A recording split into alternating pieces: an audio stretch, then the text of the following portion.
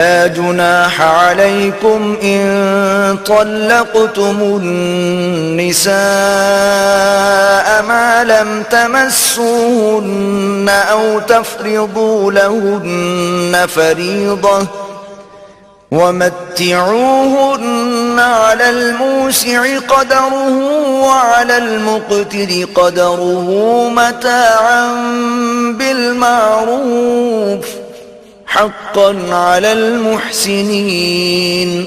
اور اگر تم عورتوں کو ان کے پاس جانے یا ان کا مہر مقرر کرنے سے پہلے طلاق دے دو تو تم پر کچھ گناہ نہیں.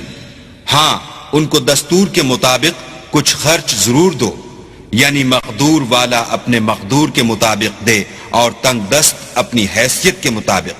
نیک لوگوں پر یہ ایک طرح کا حق ہے. وَإِن طَلَّقْتُمُوهُنَّ مِن قَبْلِ أَن تَمَسُّوهُنَّ وَقَدْ فَرَضْتُمْ لَهُنَّ فَرِيضَةً فَنِصْفُ مَا فَرَضْتُمْ إِلَّا أَن يَعْفُونَ أَوْ يَعْفُوَ الَّذِي بِيَدِهِ عُقْدَةُ النِّكَاحِ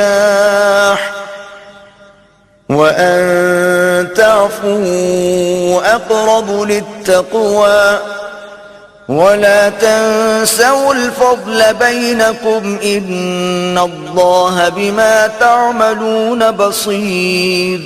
اور اگر تم عورتوں کو ان کے پاس جانے سے پہلے طلاق دے دو لیکن مہر مقرر کر چکے ہو تو آدھا مہر دینا ہوگا. ہاں اگر عورتیں مہر بخش دیں یا مرد جن کے ہاتھ میں عقد نکاح ہے اپنا حق چھوڑ دیں اور پورا مہر دے دیں تو ان کو اختیار ہے. اور اگر تم مرد لوگ ہی اپنا حق چھوڑ دو تو یہ پرہیزگاری کی بات ہے. اور آپس میں بھلائی کرنے کو فراموش نہ کرنا، کچھ شک نہیں کہ اللہ تمہارے سب کاموں کو دیکھ رہا ہے. حافظوا على الصلوات والصلاة الوسطى وقوموا لله قانتين. مسلمانوں سب نمازیں خصوصاً بیچ کی نماز یعنی نماز عصر پورے التزام کے ساتھ ادا کرتے رہو اور اللہ کے آگے ادب سے کھڑے رہا کرو. فَإِنْ خِفْتُمْ فَرِجَالًا أَوْ رُكْبَانًا فَإِذَا أَمِنْتُمْ فَاذْكُرُوا اللَّهَ كَمَا عَلَّمَكُمْ مَا لَمْ تَكُونُوا تَعْلَمُونَ. اگر تم خوف کی حالت میں ہو تو پیادے یا سوار جس حال میں ہو نماز پڑھ لو.